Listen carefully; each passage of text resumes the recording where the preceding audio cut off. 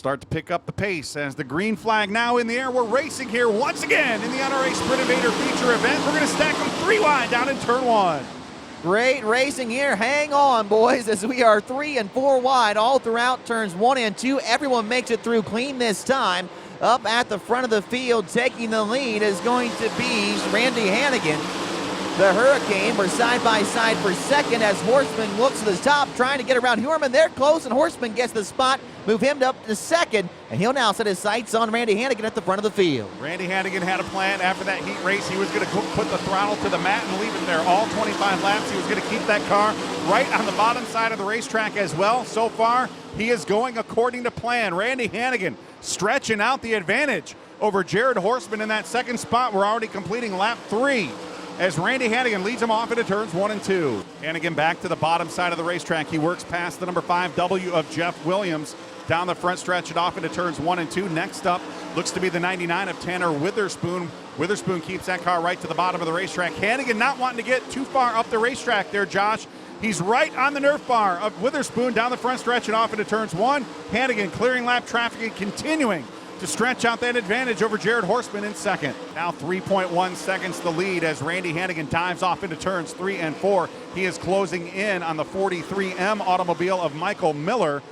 Miller running the bottom side of the racetrack. We also see the number 2 automobile, that's Kyle Sauter, working the top side of the racetrack. So Randy Hannigan going to have to try to make a decision here as he closes in on some of these lap cars. Saw him let off a little early that time going into turn 3, trying to get a run off the corner. Didn't quite work out. Randy Hannigan having a hard time through some of these slower cars. There he is, able to clear Michael Miller through turns 3 and 4 as Miller's engine erupts in smoke down the front stretch. There you see Randy Hannigan right here at the start-finish line, and you see the damage to the front wing of that automobile.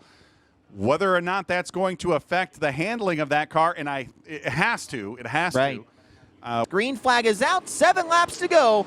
And it's a good start for Hannigan as he leads the field into 1. Can Horseman get a good run here on the top?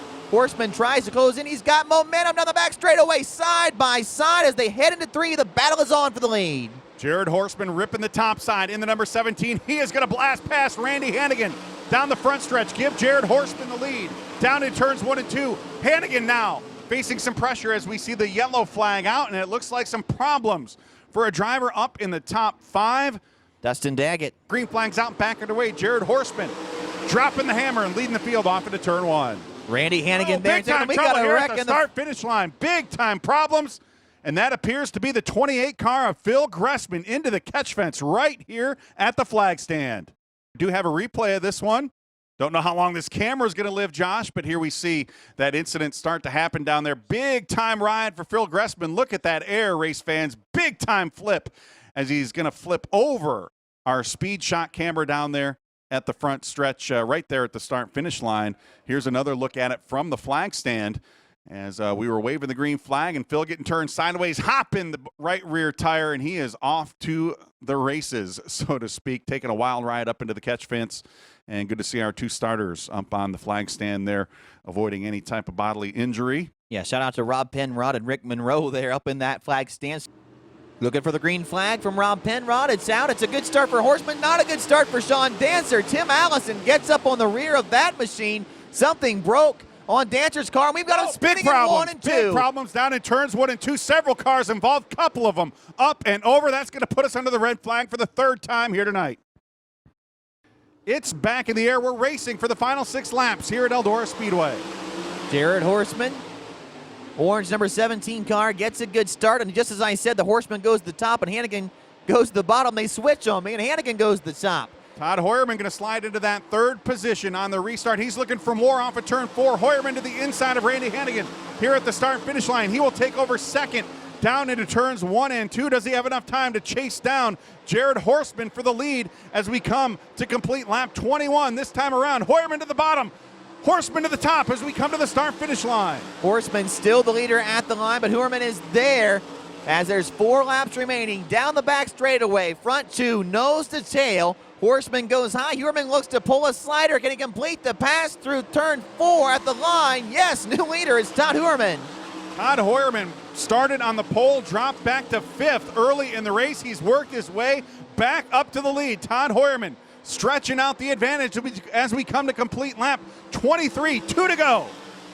Great racing here at the Eldora Speedway. How about that on the restart? We were talking about Hannigan and Horseman, and here comes Huerman getting his way up to the lead, and he'll see the white flag this time by as Todd Huerman looks to come to the front and take the win. Todd Huerman takes the white flag. He's already down into turns 1 and 2, working his way down the backstretch. He's got a half a straightaway lead over Jared Horseman in second. Todd Huerman leads the way off of turn number 4. He will pick up the win in the 360 sprint feature here at Eldora. We're coming to the green as we roll through turns 3 and 4. Field picking up the pace. Green flag in the air. We're underway in our 15-lap Eldora stock feature event. Donnie Jeske, Casey Barr. Casey Barr makes a little contact with the rear of the Jeske machine. Meanwhile, here comes Gary Ray Jr. threading the needle in the middle, and tough luck for Keith Lyle switching back to that 91 car. He makes contact with the wall in 1 and 2, keeps it going.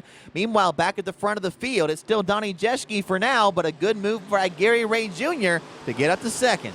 Got some intense competition back in the top 5. We see Chris Douglas already working his way up into the 4th position. He started back in the 8th spot. He's already, look at that car with a run down the backstretch. He's going to jump up into the 3rd position. And I tell you what, how about Donnie Jeske at the front of this field? He has had some good runs here at the Eldora Speedway, but unable to find the victory stage. And he is certainly looking very good here thus far, but don't sleep on him just yet, because Gary Ray Jr. is there in second, and he has a win already this season, but he's got 2.7 seconds separating himself and that leader, Donnie Jeske, who looks mighty fast. Gary Ray Jr. in that 2nd position. He's got about 12 car length lead over Chris Douglas in 3rd. Ernie Woodard now diving to the bottom side of the racetrack in the 0-1 car. He's trying to pick up some ground. And Donnie Jeske's off the pace. Donnie Jeske, your race leader, looked to have a dominant car, and bad luck for him. He's had several races where he's been running well toward the front, and yet again, heartbreak for Jeske as he looked to have the car to beat, but someone's heartbreak is unfortunate for another driver, and that is Gary Ray Jr., who takes over the race lead. All right, we'll try it again. 7 laps to go. Gary Ray Jr., Chris Douglas, Ernie Woodard, the front 3, and we're back to green. Drivers stacking them up 3 wide down the front stretch already. Paul Pardo down to the bottom side of the racetrack, trying to make up some ground. Daniel Sanchez with a strong restart in the 463. Also see Ernie Woodard now in the 0-1 to the inside of Chris Douglas into turn 3. He's going to take that 2nd spot. No stranger to danger. Paul Pardo in the 410. Trying to reel in the top trio down the backstretch. Chris Douglas next in his sights as we see Ernie Woodard now to the inside of Gary Ray Jr. Side-by-side battle for the lead off of turn 4. Give the lead to Ernie Woodard here at the stripe. We have 4 laps to go. This is going to be a good one. Gary Ray Jr. is not giving up, battling back on the outside. Paul Pardo coming as well. He's from 4th, looking to go to 3rd past Chris Douglas. We're going to have a 3-car battle for the win here at this one. Maybe a 4-car battle if Chris Douglas can get it going. Ernie Woodard, meanwhile, slides up across the nose of Gary Ray Jr. We've got a new leader in 4 laps to go.